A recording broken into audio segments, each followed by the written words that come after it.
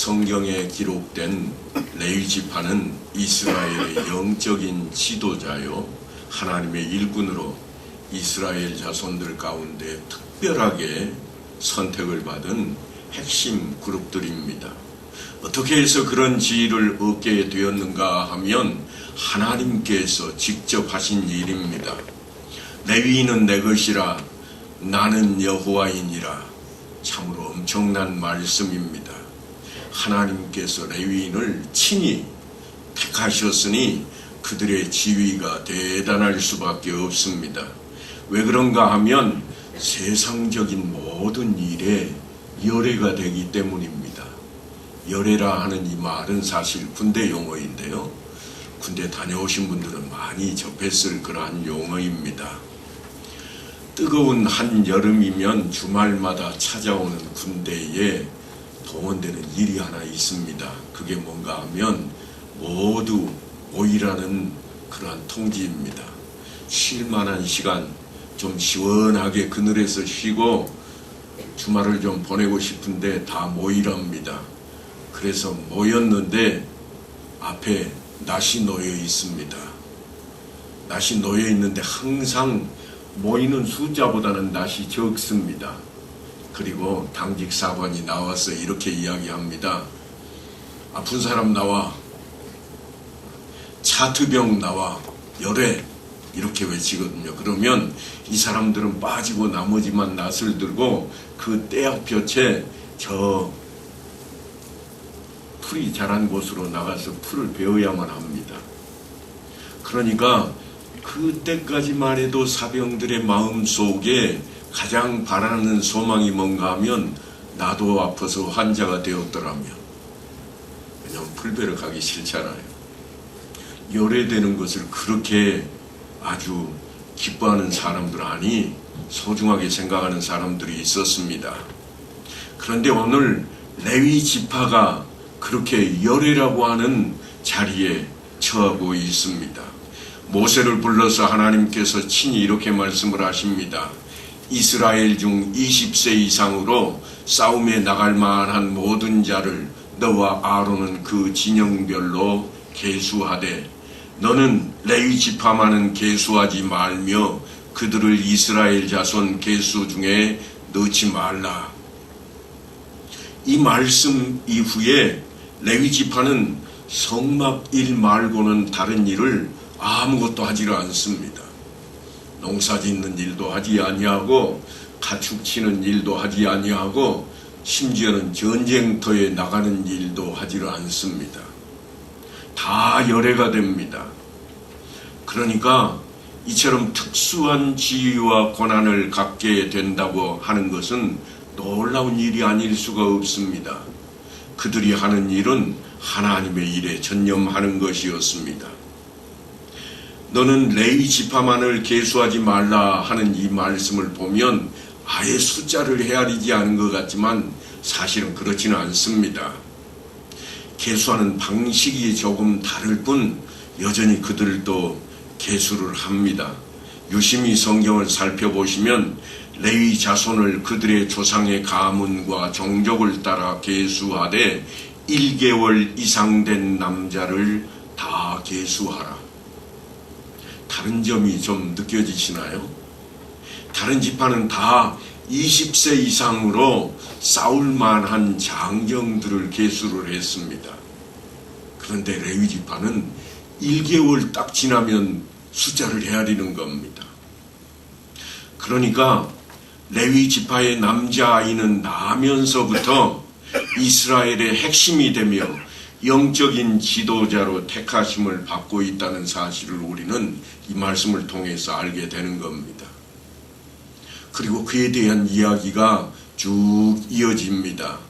레위인들이 특별한 이유가 뭔가 하면 모든 족속의 가문과 집안에서 태어나는 장자들을 대신하는 그런 사람이 되기 때문입니다. 이스라엘 자손 중 모든 처음 태어난 자 대신에 레위인을 취하고 또 그들의 가축 대신에 레위인의 가축을 취하라. 처음 태어나는 것은 사람이건 가축이건 다 하나님 것이라 그렇게 하나님이 일찌감치 선언을 하셨습니다. 그래놓고 보니까 이스라엘 자손들에게 처음 태어나는 장자들이 문제입니다. 장손이 문제가 됩니다. 하나님이 다 데려가 버리면 그 가문이 어찌 되겠습니까? 그래서 하나님께서 새로운 길을 열어주셨습니다. 그때나 지금이나 장남이나 장손의 지위는 특별하다 말할 것입니다. 요즘 와서는 이제 모두 동등한 자녀라 하는 그러한 자리 위치에 있습니다만 성경이 기록될 당시까지만 해도 모든 재산은 장남에게만 유산으로 이어져 왔던 그런 시대였습니다. 그리고 가문을 대표하는 자리가 장남에게 주어졌습니다. 그런데 레위인으로 하여금 그들을 대신하게 했으니까 사람들은 언제나 레위인을 장남이나 혹은 장손처럼 대우하게 되었다고 하는 것입니다. 그래서 어디를 가든지 늘 레위인들이 상석에 앉게 됩니다. 어느 가문의 모임에 가도 또한 그 민족 전체 모임에 가도 누가 가장 상석에 앉는가 하면 레위인들이 상석에 앉습니다. 왜냐하면 장자들을 대신하고 있기 때문입니다. 바로 그와 같은 모습이 오늘 성경에도 가득 채워져 있습니다. 하나님께서는 모든 사람들 가운데에서 이스라엘을 택하셨고 그 이스라엘 가운데에서도 레위 지파를 택하셨으니까 레위 지파 사람들은 하나님께 2번씩이나 택함을 입은 특별한 존재들이라 말할 수 있습니다. 그런데 우리는 이 레위인들이 선택받는 과정을 유심히 좀 들여다봐야만 합니다. 왜냐하면 이들이 하나님께서 택하시는 그 가운데에 어떻게 쓰임받되는가 하는 것을 알아야 하겠기에 그렇습니다. 하나님께서 모든 족속의 장자의 수를 계수할 것을 명령하셨습니다. 이스라엘 자손의 처음 태어난 남자를 1개월 이상으로 다 계수하여 그 명수를 기록하라. 첫째 아들을 다 계수를 했습니다. 가문의 첫째 아들. 그래서 모세가 첫째 아들 태어난 사람을 다 계수했더니 그들의 숫자가 얼마였는가 하면 1개월 이상으로 계수된 처음 태어난 남자의 총계는 22,273명이었더라. 숫자까지 아주 정확하게 기록을 해놓고 있습니다. 그런데 레위인들도 사실은 다 숫자를 헤아려 놓았거든요. 레위인을 각 종족대로 계수한 즉 1개월 이상 된 남자는 모두 22,000명이었더라. 장자들의 수보다 레위인 숫자가 조금 적습니다. 얼마만큼 적은가 하면 273명이 적습니다. 그래서 하나님께서 그 차이 나는 것에 대해서까지 말씀을 합니다. 더 많은 인원에 대해서는 1인당 5세겔씩 속전을 내게 했습니다. 사람으로 되지 못하는 것은 돈으로라도 사야 되겠다. 그리고 그 속전을 아론과 그의 아들들에게 돌리게 합니다. 그 더한 자의 속전을 아론과 그의 아들들에게 줄 것이니라. 이처럼 레위인이 하나님 앞에 택하심은 받은 것은 사실은 잘난 게 아닙니다. 똑똑해서 그런 게 아닙니다. 그런데도 불구하고 그들은 하나님께서 택하셨기에 장자를 지금 대신하고 있습니다. 내놓을 만해서 그러지 아니합니다. 여호와께서 너희를 기뻐하시고 너희를 택하심은 너희가 다른 민족보다 수요가 많기 때문이 아니니라. 너희는 오히려 모든 민족 중에 가장 적으니라. 이스라엘을 택하심도 이처럼 그들이 숫자가 많다거나 그들이 쓸만해서 한 게 아니라 하나님께서 그들을 택하셨기에 택하심을 입은 그들이 하나님의 은혜를 받고 있다고 하는 것입니다. 이스라엘이 잘났다거나 내놓을 만해서 그들을 택한 것이 결코 아니라 오히려 가장 못나고 가장 적어서 그들을 택했다. 그들은 사실은 애굽 땅에서 400년 동안이나 종살이하던 그러한 민족입니다. 얼마나 힘이 없으면 400년을 한 가문이 나라를 이루고 온전히 나라를 지배하는 기간이 대체적으로 500년을 보는데 그 기간 동안 이들은 종살이를 했습니다.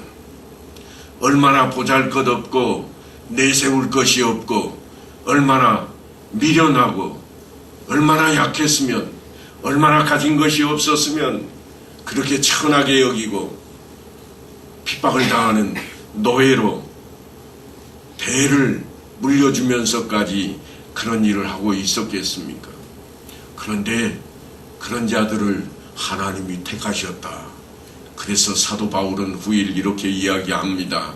하나님께서 세상에 미련한 것들을 택하사 지혜 있는 자들을 부끄럽게 하려 하시고 세상에 약한 것들을 택하사 강한 것들을 부끄럽게 하려 하시며 하나님께서 세상에 천한 것들과 멸시받는 것들과 없는 것들을 택하사 있는 것들을 폐하려 하시나니 이는 아무 육체도 하나님 앞에서 자랑하지 못하게 하려 하심이라. 하나님께 택하심을 입은 이스라엘 그리고 레위인들에게 요구되는 게 뭔가 하면 자기들의 자랑거리가 아닙니다. 감사하는 것이요 겸손이요 뿐만 아니라 충성과 헌신을 요구했습니다. 신약 성경을 보면 이스라엘 백성들과 바리새인들이 늘 예수님께 책망을 듣습니다.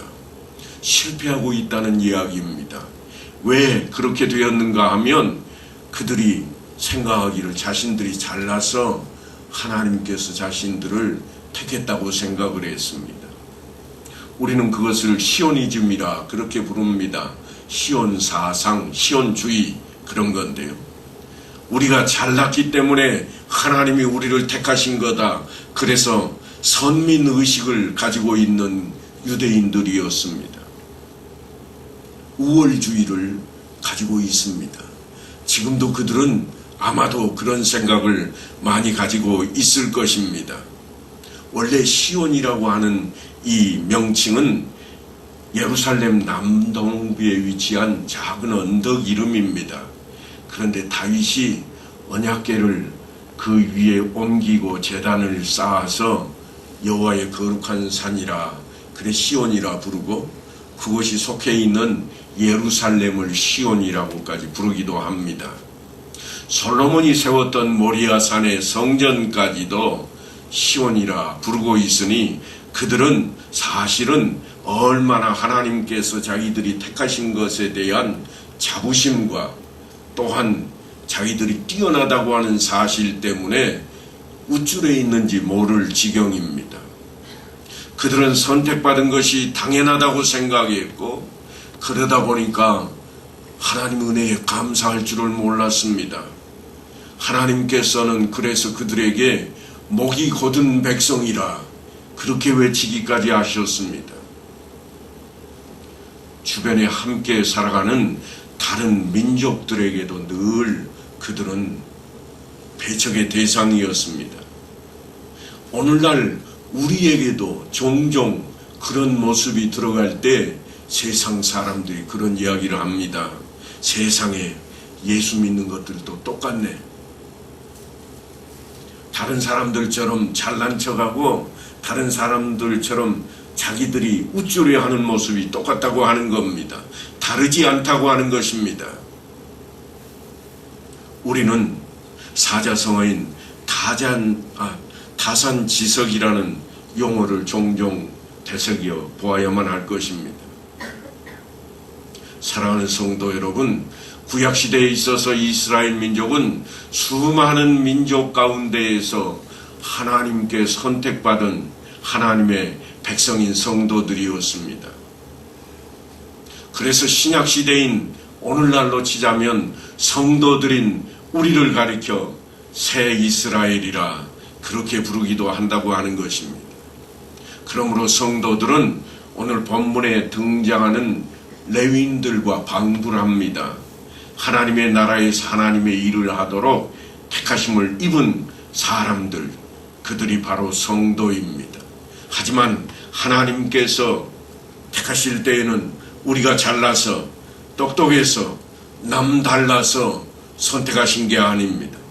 하나님의 주권에 의해서 선택하심을 입은 것입니다.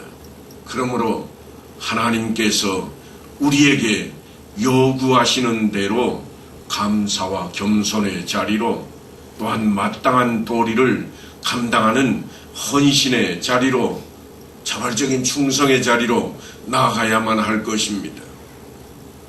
그런데 하나님께서는 왜 이스라엘의 장자들을 택하시고 다시 그들을 레위 지파로 대체하셨는지 우리는 하나님의 마음을 좀 들여다봐야 되겠습니다.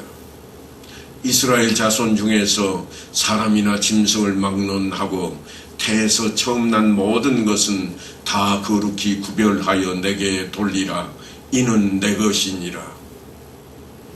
틀림없이 출애굽기 13장에서는 그렇게 명령을 하셨는데, 지금에 와서 민수기에서는 대신 레위인들로 대체하겠다고 하시는지 우리는 그 하나님의 마음을 좀 들여다봐야 되겠습니다. 칠흑같이 어두운 한밤에 하나님의 사자들이 하늘에서 내려와 애굽의 모든 땅을 휘젓고 돌아다닙니다. 문설주와 임방에 어린 양의 피가 발라져 있지 않은 집은 여지없이 들어가서 장자의 죽음을 가져왔습니다. 무서운 밤입니다. 여기저기에서 공포에 질린 탄식과 그리고 절규가 밤공기를 찢어 놓습니다. 이스라엘 백성들은 모두가 옷을 갈아입고 허리에는 띠를 띠고 떠날 채비를 갖추고 급하게 구운 그 양고기를 먹고 있습니다. 그런 절박한 상황에서 내려진 명령이 뭔가 하면 처음 난 것을 하나님께 돌리라 하는 것이었습니다. 애굽에 있는 모든 초태생을 사람이 되었건 짐승이 되었건 다 죽이는 자리에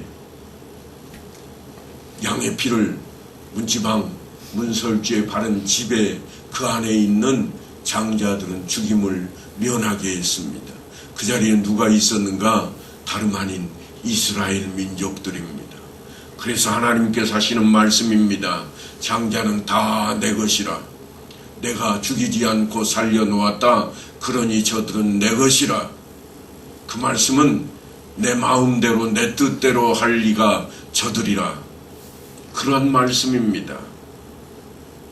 이스라엘은 그러니까 이제부터 이전과 전혀 다른 그런 차원의 세계로 들어가야만 합니다. 이전에는 한 가문의 수장이 주인이 되고 한 가문의 족장이 그저 모든 것을 다스리는 자리에 있었다면, 이제는 그 자리가 다름 아닌 하나님의 것이 되었으니 하나님께서 다스리시고 하나님께서 모든 것을 이끌어 가실 것이라고 하는 겁니다. 그래서 이스라엘의 모든 장자를 하나님께 돌리는 순간 이스라엘 백성 모두가 하나님과 긴밀한 관계로 들어서게 됩니다. 그래서 하나님께서 하시는 말씀을 시편 기자가 이렇게 외칩니다. 너는 내 아들이라. 오늘 내가 너를 낳았도다. 이제부터 너는 하나님의 것이라. 하나님이 너를 낳았으니 하나님 자식이라. 하나님과 가족관계가 이루어진 겁니다. 오늘날 우리가 늘 하나님을 부를 때마다 하나님 아버지하고 부를 수 있는 것은 이 가족관계 때문입니다. 우리가 믿는 예수 그리스도를 통해서 우리는 하나님의 자녀가 되는 놀라운 역사 속에 우리가 서게 되었다고 하는 것입니다. 그래서 하나님을 아버지로 부르게 되었습니다. 이스라엘 백성들에게 그 밤에 어린 양을 잡아 그 피를 문설주와 임방에 바르면 살 것이라고 하는 어처구니 없고 터무니없는 황당한 하나님의 말씀을 전하게 했고, 그 말씀을 믿고 따른 이스라엘 백성들에게는 하나님께서 장자를 살리시고 하나님의 자녀로 삼으셨다고 하는 것입니다. 그리고 출애굽하는 내내 부모가 자녀를 대하듯이 그들을 보호하시고 인도하시며 이끌어 주셨고 지켜주셨습니다. 이제 레위인들은 그 장자들을 대신하고 있으니 하나님의 아들들입니다. 그런 차원에서 하나님의 택하심을 받은 우리 모두가 다 하나님의 자녀라, 그렇게 부를 수 있는 것입니다. 사도 바울은 그 이야기를 이렇게 전합니다. 너희는 다시 무서워하는 종의 영을 받지 아니하고 양자의 영을 받았으므로 우리가 아버지라 부르짖느니라. 하나님이 미리 아신 자들을 또한 그 아들의 형상을 본받게 하기 위하여 미리 정하셨으니 이는 그로 많은 형제 중에서 맏아들이 되게 하려 하심이니라. 예수님께서는 영원한 대제사장이 되십니다. 또한 우리 성도들도 레위인처럼 제사장의 자리에 들어서게 되었습니다. 뿐만 아니라 영적인 맏아들이 되었습니다. 이를 위해 하나님께서는 우리를 부르시고 우리를 죄의 자리에서 꺼내 놓으셨고 죽음의 자리에서 꺼내 놓으셨습니다. 불러내신 우리를 의롭다 하시고 끝내는 영화롭게 하실 것입니다. 제사장인 우리에게 소망이 있는 이유가 뭔가 하면 바로 하나님의 양자가 되었다고 하는 것입니다. 물에 빠져 죽을 수밖에 없는 우리를 건져내시고 살려놓았습니다. 그런데 우리가 잘 아는 이야기처럼 살려놓았더니 내 보따리 내놓으라 그럽니다. 틀림없이 하나님이 우리를 죄에서 건져내어서 다 살려놓았더니 하나님 이것도 주시고 저것도 주시고 제발 주세요, 내 보따리 내놓으라고 그렇게 아우성치는 우리의 모습입니다. 하지만 민수기에는 레위인들이 해야 할 임무가, 그들이 해야 할 책무가 무엇인지를 자세히 기록해 놓았습니다. 그래서 제사장이 된 우리가 어떤 일을 해야 할 것인지를 따르도록 요구하고 있다고 하는 것입니다. 오직 레위인들만이 성막과 성막에 속한 각종 기구들을 설치하거나 철거하거나 이동할 수 있었습니다. 그러니까 성막 관리가 레위인들에게 주어진 임무입니다. 다른 사람들은 가까이 하거나 만지면 그 자리에서 즉사했습니다. 죽음을 면하지 못했습니다. 정말 특별한 조치가 아닐 수 없습니다. 이스라엘 백성들이 행진하다가 한 자리에 머물게 되면 우리가 잘 아는 대로 하늘에 구름이 떠가다가 딱 멈추면 그들의 행진을 멈췄습니다. 그리고 가장 먼저 성막을 딱 설치하고는 빙 둘러서 무엇을 설치했는가 하면 레위인들의 장막을 동서남북으로 설치했습니다.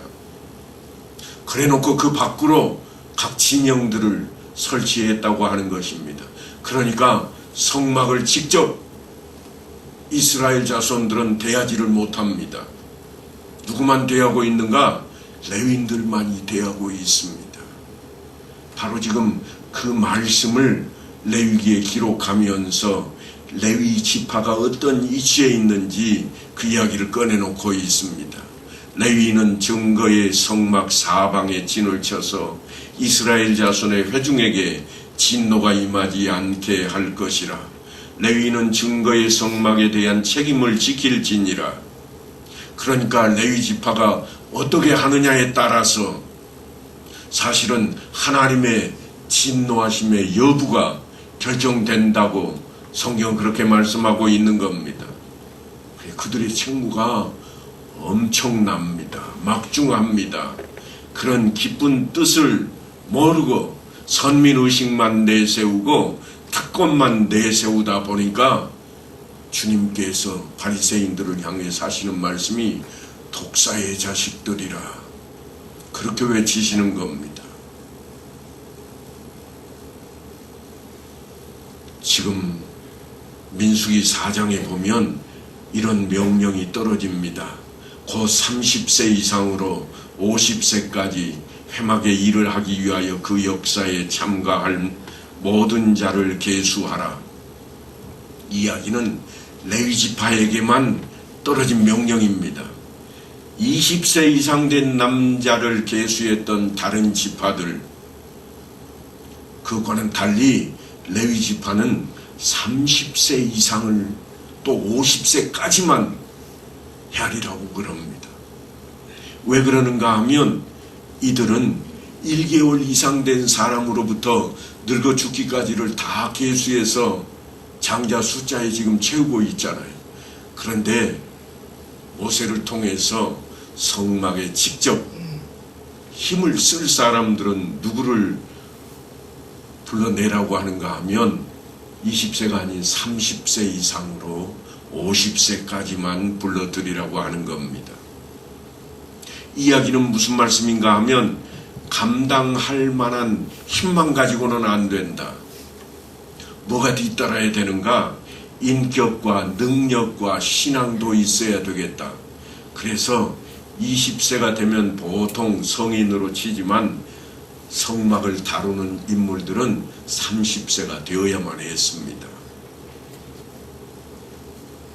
감당할 인격이 있어야 되고 능력이 있어야 되기 때문입니다. 젊음의 혈기와 서투른 것에서 벗어나야 되기 때문에 그렇습니다. 성경을 보면 모세는 80세에 사역을 시작했지만 예수님께서도 아니 요셉도 다윗도 모두 30세에 사역을 시작하는 모습을 대하게 됩니다.